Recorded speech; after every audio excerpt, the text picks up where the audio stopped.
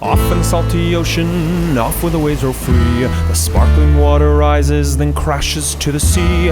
Out amongst the breakers, you'll have no need to fear. It's true, it's the blue frontier.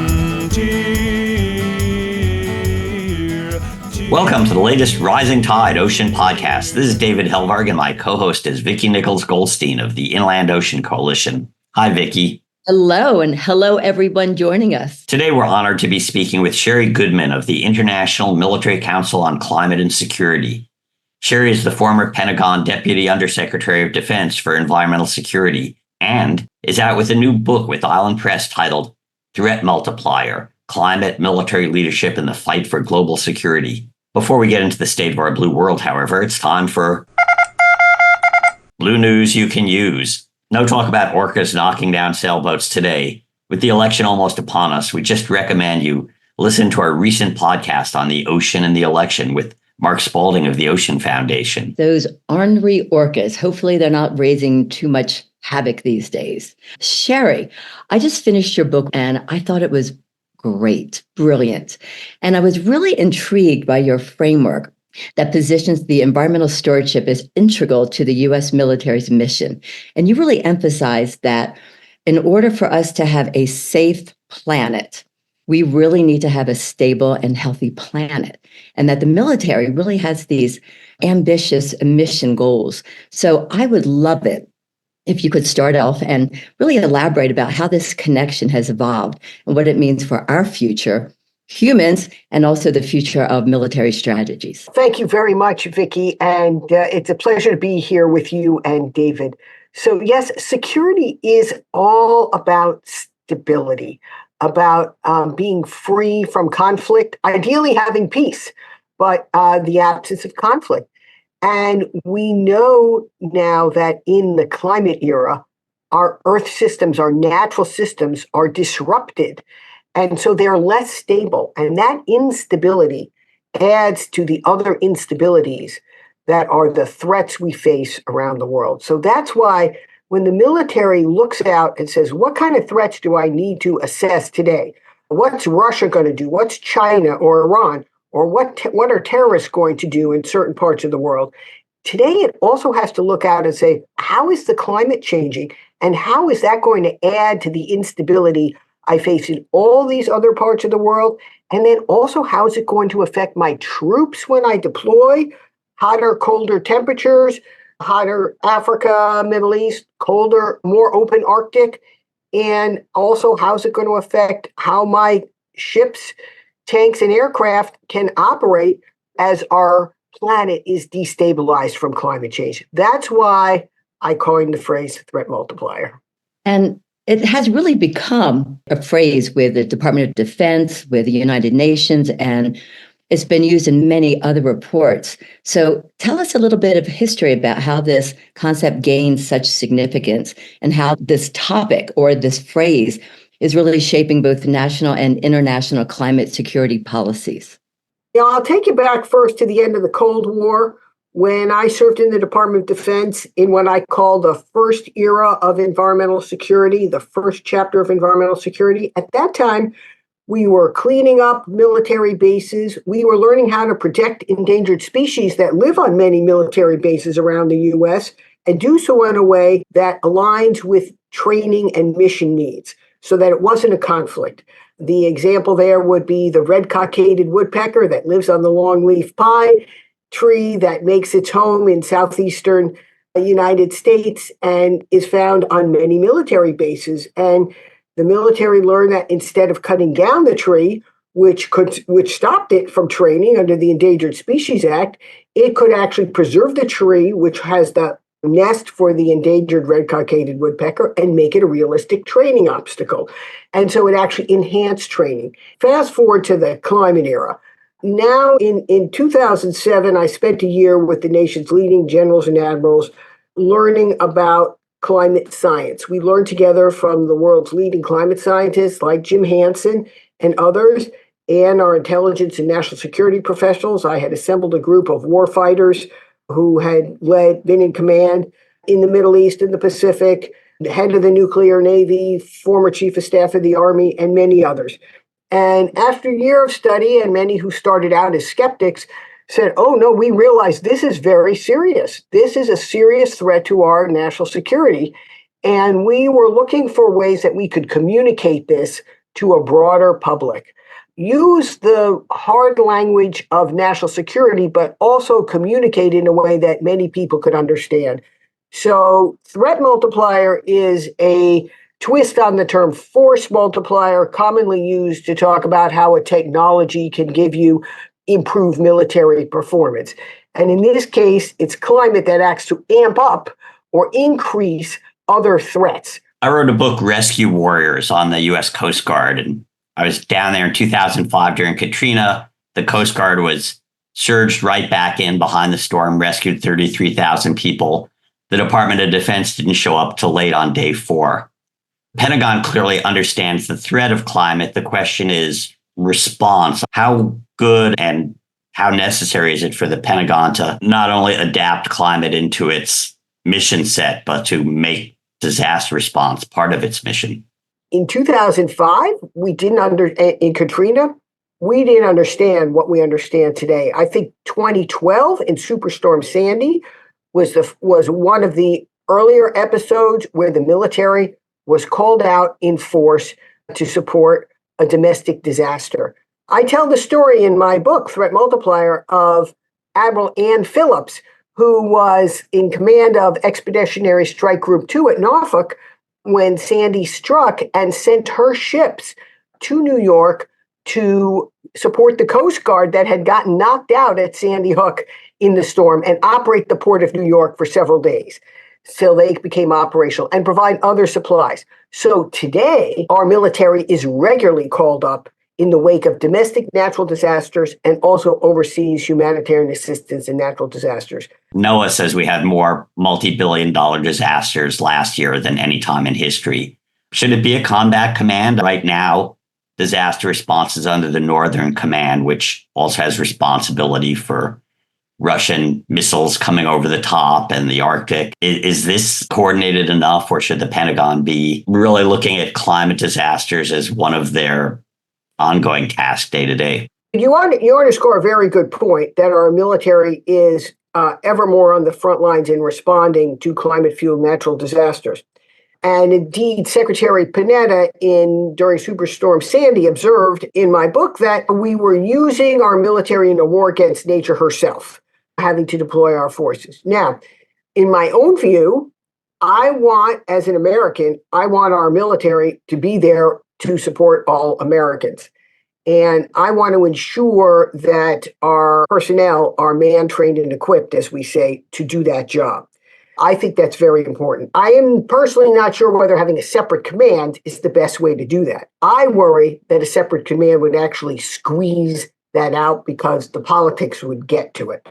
And I would rather see it be included and have the judgments made inside the Pentagon about how to resource and how to man, train, and equip so that there's flexibility. What you always want is flexibility to respond to any given threat. In fact, there's a phrase the Air Force uses: flexibility is the key to air power.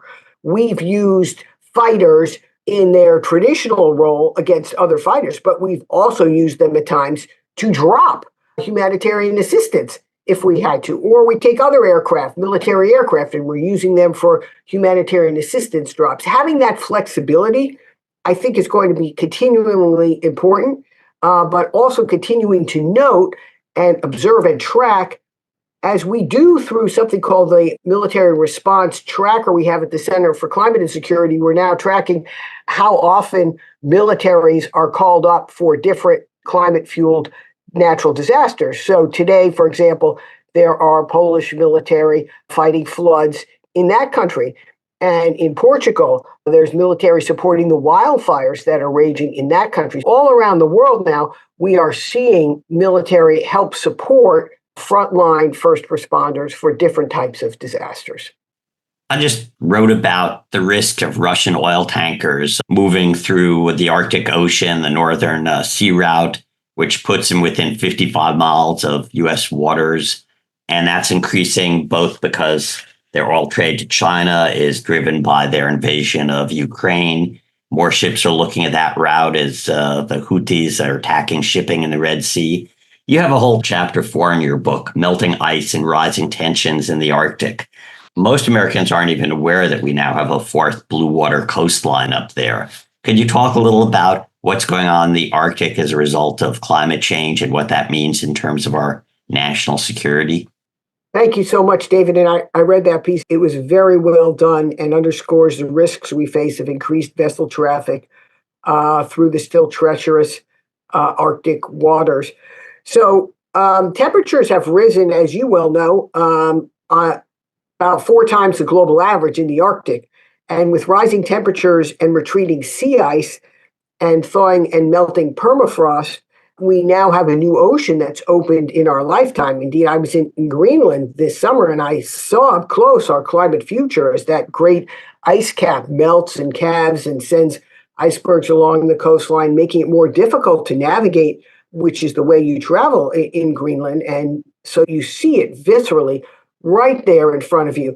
Now, I tell the story in my book of Admiral Fogo, who as a young submariner went up to the Arctic in his submarine and did what they call the ice pick maneuver, and they pop up through the ice, and then the sailors can get out and have a little fun because they've been trapped in the submarine for so many days, and they can play a little baseball and maybe put on a Santa suit and send some pictures home to the family.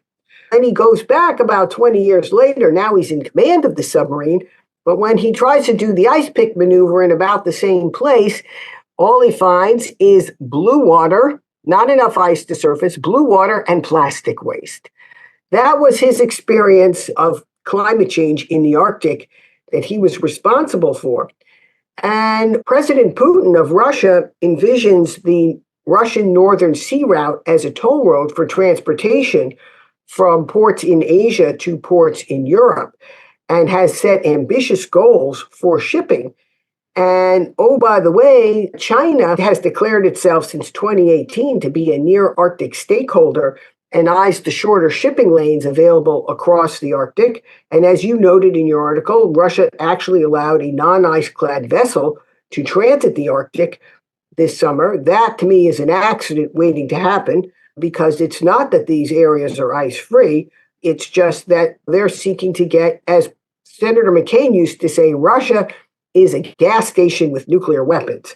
And they're seeking to monetize their natural resources as long as they can, whether that's energy or Arctic shipping lanes. And China is seeking the access to the energy, the oil and gas, potentially the seabed minerals, and in the future, the fish. So the region has changed from one of characterized by scientific cooperation during and even in the early periods after the Cold War, learning about environmental change and climate change in the region, great deal of science diplomacy and cooperation, to one of a great deal of tension among the major powers in the region. How do you see these geopolitical tensions playing out? We're all competing for these natural resources, but also we really want to protect them. What do you think might be happening around the corner as we are grappling with this? Of course, Putin is mostly focused on Ukraine today, but as we've seen his tactics in trying to seize territory of a free nation, that has to remind us that he may not be limited in his geographic ambitions. Now, he's surrounded in the Arctic now by NATO allies because Sweden and Finland, thanks to his invasion of Ukraine, have now joined NATO. They are very strong and determined allies. They work very closely along with Norway, with the United States and the other Arctic nations. So we have to increase our defense and deterrence capability in that region, particularly in the maritime domain now, which is increasingly open. I think the greater risks in the near term could be these accidents.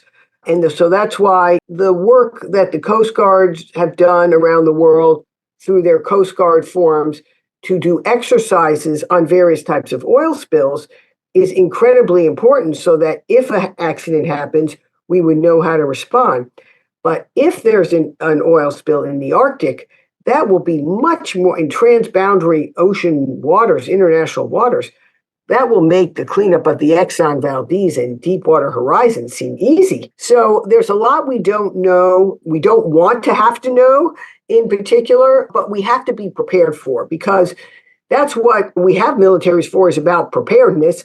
And hopefully by being prepared, we could respond to those risks. But we have to be prepared for also disinformation threats, hybrid threats, cyber risks. We also have communication challenges in the Arctic because we don't have the same quality of communications in that level. So there's also often risks of lack of information and then disinformation being put out about who are the real, who's acting in any given circumstance. And there have recently been Russian-Chinese military exercises in the Arctic. At the same time, resource availability has been changing for indigenous people who live there. The military tensions are very high.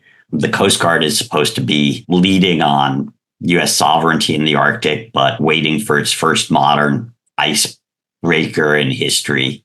So I guess a lot of it's about NATO cooperation and working with the Canadians and others who have the ice experience that really the U.S. has not developed to date. The U.S. has a lot of great experience in its submarine force and its space and missile force. We are well prepared to defend American interests in the region. Where we need to up our game in the Arctic, as former Secretary of Defense Mattis said, is in our presence in surface vessels. And that's a combination, first and foremost, of the Coast Guard, which is building its next generation of icebreakers, but as we would say, is late to need here, because we should already have built several new icebreakers or security cutters for the Coast Guard. And over time, we need more surface capability also in our Navy, or more different types of capabilities to have that presence. And also our indigenous communities are so important because they see the change first. They, in many ways, are the front line of detection of Arctic climate and human change and encroachment in the region. They've become a very important piece of this puzzle of understanding and of our security in the region. I guess I'm pleased to say that the U.S. finally confirmed its first Arctic ambassador, Mike Safraga, a longtime colleague of mine. And so at least we'll have that diplomatic presence. And I think maintaining engagement so that we can have the right types of confidence building and communications is always important. So you were just saying the Russians even refused to do a joint oil spill response exercise with the U.S. Coast Guard. So risks are very high. This is nerdy, but the Coast Guard is like an institutional orphan for the last 200 years. It's been in the Department of Commerce. Now it's in the Department of Homeland Security. It's a military service, but it's not in the Department of Defense. Do you think it should be, or how else do we get it the resources it needs? I wish I had a perfect answer for you. I love the Coast Guard. They perform so many missions, and they're often, as what we say, under-resourced for all their missions, which are growing, from maintaining the Arctic presence, particularly responding to coastal risks of all types, particularly in increasing hurricanes, and also illegal, unreported fishing, IUU fishing, which is growing around the world. Whether they would fare better in the Department of Defense, I'm not sure, because there's so much competition for resources, and you got a lot of big services there. I hear you. I feel you. I'd like to be a champion for the Coast Guard as much as I can. I have a home on Cape Cod, and I can see a Coast Guard lighthouse from my house, which gives me great joy. And I know that the Coast Guard has, throughout America's history, saved so many along America's coastline. I want them to thrive, and I wish I had a perfect answer for you. I think it's to grow more champions for their work and to make sure that they are adequately resourced. We need a Department of the Ocean, but that's just us. I'm really curious with all this conversation, how the Department of Defense's their climate adaptation plan, how does that play into the bigger picture? How are they climate informed and working with all the different branches of the military? The Department of Defense has set out under Secretary Austin and Deputy Secretary Cathix very specific and dedicated plans on climate. For each service has their own climate strategy, but then there's also a DoD plan for climate literacy and climate-informed decision-making. And that affects every type of decision, from financial decisions, budgetary decisions, personnel, training. There's massive amount of education and training at every echelon in the Department of Defense. And so the point here is to mainstream understanding of climate risks throughout the Department of Defense decision-making. So it's not just siloed off in one group. Oh, those environmental folks, they do climate, but the rest of us do warfighting. The point is that climate is now part of warfighting. It is now part of your education and training. So at West Point, at Annapolis, at the Air Force Academy, now it's part of the basic courses that they teach there to all cadets. And especially in professional military education, I've myself been a number of times to National Defense University, the Naval War College, many other places. So I think this is really part of the fabric now of how the Department of Defense is making decisions. But as we say, strategy without resources is hallucination. Adaptation or resilience, as we say, there are several components of it. First is for military bases. That's about infrastructure, both built infrastructure and natural infrastructure, our coastal regions of where we have so many bases. The natural infrastructure is highly important, whether it's mangroves or maintaining beach areas, as well as being able to raise piers in certain cases and seawalls and other things, and working with the community. And it's also about our people, because the people have to be able to operate in different conditions. And so they have to be resilient, whether it's in health or it's in housing or it's in clothing and equipment. And then there's a major effort to move towards net zero in energy. That's how we're going to really reduce our greenhouse gases. Department of Defense now has a goal to be net zero by 2050 and net zero in electricity by 2035. So the first net zero military base in the U.S. is in Albany, Georgia, and they have put a microgrid in there. They have a waste to energy plant where they're taking methane from an old landfill and using that to power. They have other sources, and they're working with the surrounding communities, because often energy and water infrastructure is connected into the community. At the same time, military bases have to be able to perform when the power goes down. And since we have a fragile national electric grid now, partly because of its age and partly because it's subject to maybe a cyber attack or more hurricanes, storms, climate fuel disasters, military bases are using microgrids on the front line to be able to allow the base to operate with distributed energy resources off the grid for 14 days. A lot of people on the right are like, the Pentagon should be war fighting and not being politically correct. And people need to understand the strategic advantages of transitioning off fossil fuels. And we certainly saw that in Afghanistan and other wars. Maybe you could just talk about why it's not being politically correct to get the military off of fossil fuels. In Iraq and Afghanistan, we were losing soldiers and Marines who were trucking fuel to the front, because 8 out of 10 of the military convoys in those two wars were about moving fossil fuels, water, and ammunition, and they were subject to improvised explosive device attacks by the terrorists in that region.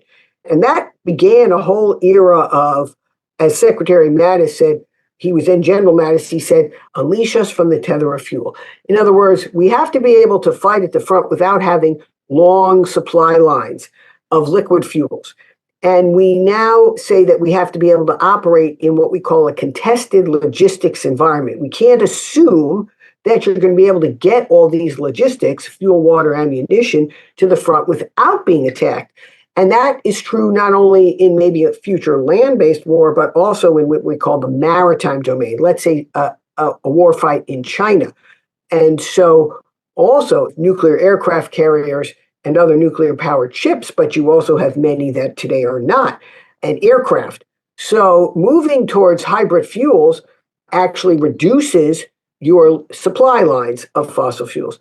Also, when you think about, and the Deputy Secretary has talked about this, hybrid tactical land vehicles have the advantage that they are quieter and they have better torque. So there's actually some military operational advantage to moving to new types of energy sources. It's not an either or. Today, we actually find that there can be improved military effectiveness as we make that energy transition. You frame this whole book about The military has gone from not really paying attention to climate change to really being a climate and energy leader. And that the military recognizes climate change as one of the greatest threats to the global security that the world has ever faced.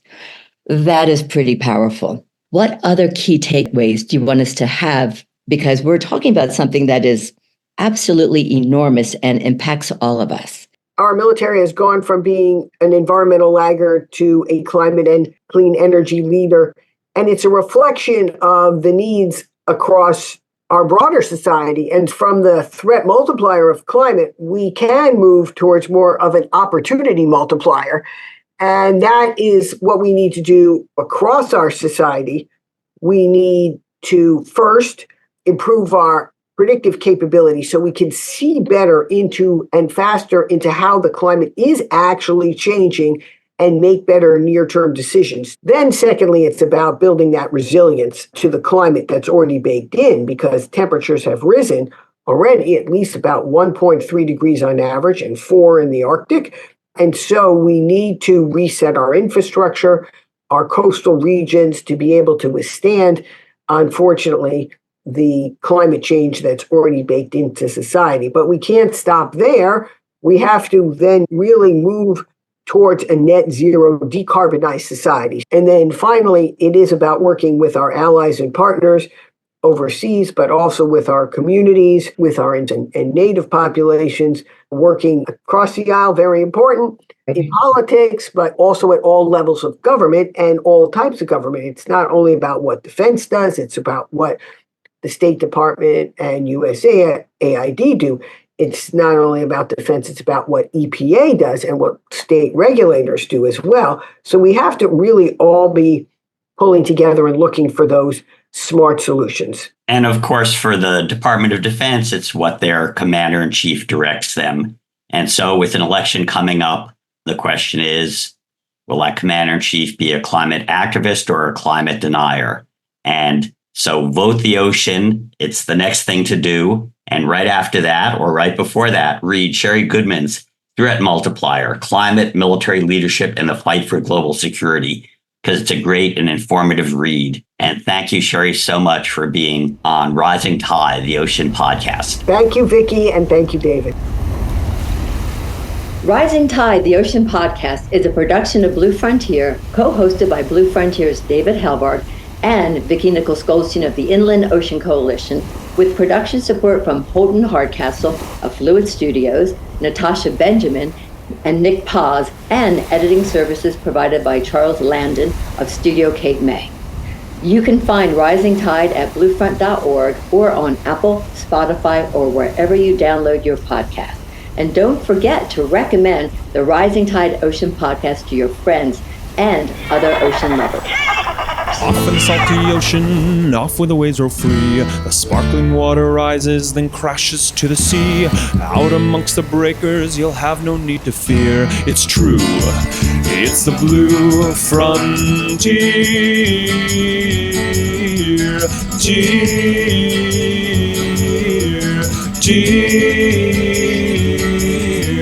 Off in the salty ocean, off to the Blue Frontier.